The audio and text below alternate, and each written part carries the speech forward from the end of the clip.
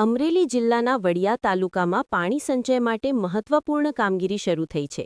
42 ગામોને લાભ આપનારી નદી રિચાર્જ યોજનાના ભાગરૂપે માનનીય કૌશિકભાઈ વેકરિયા દ્વારા થયેલ ખાતમુહૂર્ત બાદ વડિયામાં આજે જેસીબી મશીન દ્વારા નદી ઊંડી કરવાની કાર્યવાહી હાથ ધરવામાં આવી છે. આ કામગીરીનો મુખ્ય હેતુ નદીમાં પાણીનો જથ્થો વધારવો અને ભૂગર્ભ જળસ્તર સુધારવાનો છે. આ સાથે જ સ્થાનિક ખેડૂતો પણ આ અભિયાનમાં જોડાયા છે.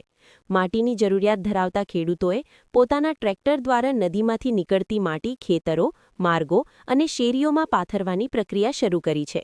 આ પહેલથી એક તરફ નદી રિચાર્જ થશે તો બીજી તરફ ખેડૂતોને પણ સીધો લાભ મળશે, જેથી પાણી સંચય અને ખેતી બંનેને ફાયદો થવાની આશા વ્યક્ત કરવામાં આવી રહી છે. આવી સરસ માહિતી સમાચાર જોવા રાજ સ્ટુડિયો સબસ્ક્રાઇબ તેમજ ફોલો કરવાનું ભૂલશો નહીં. અમરેલી જિલ્લાના વડિયા તાલુકામાં પાણી સંચય માટે મહત્વપૂર્ણ કામગીરી શરૂ થઈ છે. 42 ગામોને લાભ આપનારી નદી રિચાર્જ યોજનાના ભાગરૂપે માનનીય કૌશિકભાઈ વેકરિયા દ્વારા થયેલ ખાતમુહૂર્ત બાદ વડિયામાં આજે જેસીબી મશીન દ્વારા નદી ઊંડી કરવાની કાર્યવાહી હાથ ધરવામાં આવી છે.